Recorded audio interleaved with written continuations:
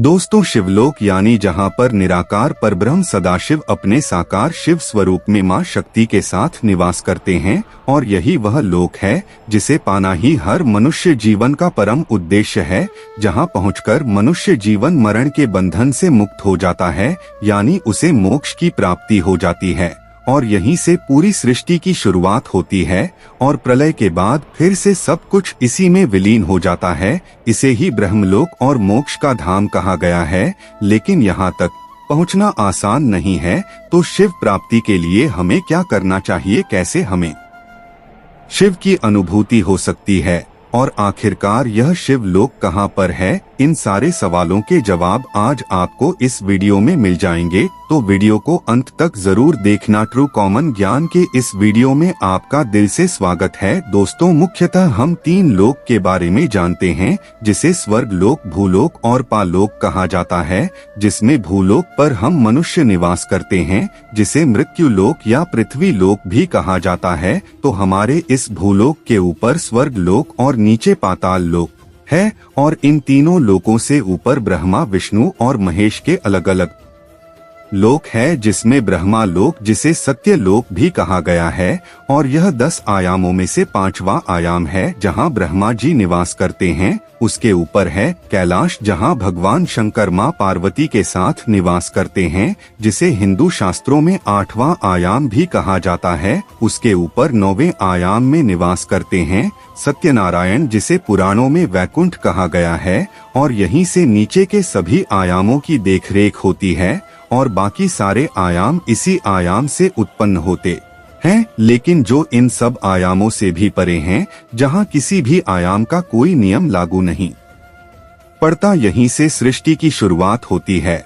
और अंत में यह संपूर्ण पूर्ण जगत ब्रह्मा, विष्णु और महेश सहित पुनः इसी ब्रह्मा में लीन हो जाता है और इसे ही अनंत आयाम या शिवलोक कहा गया है, जिसका ना ही कोई अंत है और ना ही आरंभ, जहां केवल अंधकार है और यहीं पर परब्रह्म सदाशिव निवास करते हैं। इसी अनंत से महत, महत से अंधकार और अंधकार से आकाश की उत्पत्ति हुई है। यहीं से निराकार परब्रह्म सदाशिव हर कल्प की शुरुआत में ब्रह्मा जी की तपस्या से प्रसन्न होकर एक नया साकार स्वरूप धारण करके सर्वप्रथम ब्रह्मा जी को दर्शन देते हैं और ब्रह्मा जी उन्हें एक नया नाम देते हैं। इस लोक को ब्रह्मलोक, परलोक, मुक्ति धाम, शांति धाम इत्यादि नामों से जाना जाता है। शास्त्रों के मुताबिक जैसे स्वर्ग में सफेद दिव्य प्रकाश फैला होता है, वैसे ही शिवलोक में सुनहरे लाल रंग का प्रकाश फैला हुआ है और इसी प्रकाश को ब्रह्मा तत्व या छठा तत्व कहा जाता है। यहाँ पर केवल सिद्ध आत्माएं देह बंधन, कर्म बंधन और जन्म मरण के बंधन से रहित होती है,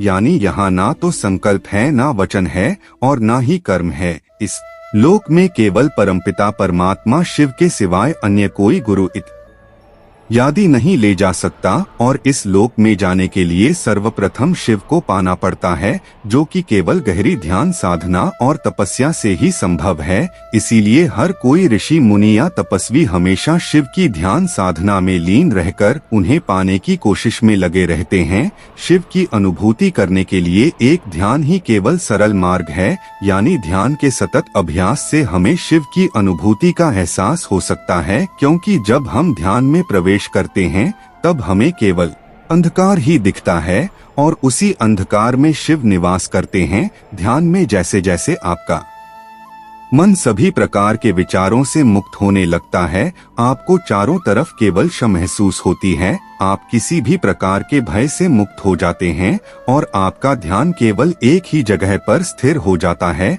तब धीरे धीरे आपको एक दिव्य अनुभूति का एहसास होने लगता है। हमें हमारी आत्मा के दर्शन होते हैं और फिर आपकी वही अंतर आत्मा आपको शिव की अनुभूति का एहसास कराती है। आपको आपके अंदर ही शिव होने की अनुभूति होती है। आपके लिए सब कुछ शून्य हो जाता है और इसी शून्य में परब्रह्म सदा शिव निवास करते हैं। इसी शून्यता को पाना ही हमारे जीवन का परम उद्देश्य है। यही दिव्य अनुभूति, यह अनंतता, यह अंधकार और यह शून्यता ही शिव है, जो कि आदि अनंत निराकार और निर्गुण परब्रह्म है, जिनका ना ही कोई अंत है और ना ही शुरुआत है, जिनका कोई आकार ही नहीं। सृष्टि की शुरुआत में भी वे है और सृष्टि के अंत के बाद भी केवल परब्रह्म सदाशिव ही रह कहते हैं, और शिव महापुराण में उन्हें ही परब्रह्म सदाशिव कहा गया है। सृष्टि की शुरुआत में उन्हीं से माँ आदि शक्ति की उत्पत्ति होती है और तब ही शिवलोक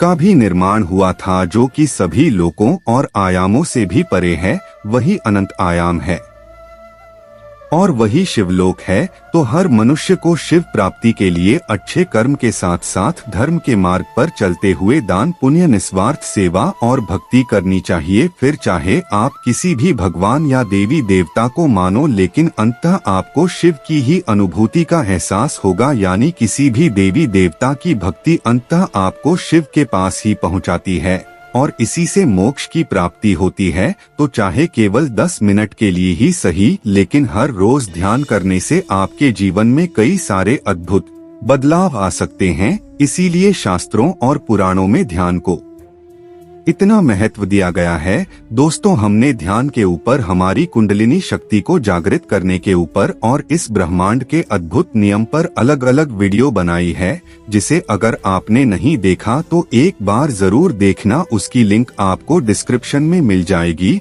और अगर यह जानकारी आपको अच्छी लगी हो तो वीडियो को लाइक करें, शेयर करें और चैनल को सब्सक्राइब करके बेल आइकॉन जरूर दबाएं। तो मिलते हैं अगली वीडियो में। हर हर महादेव।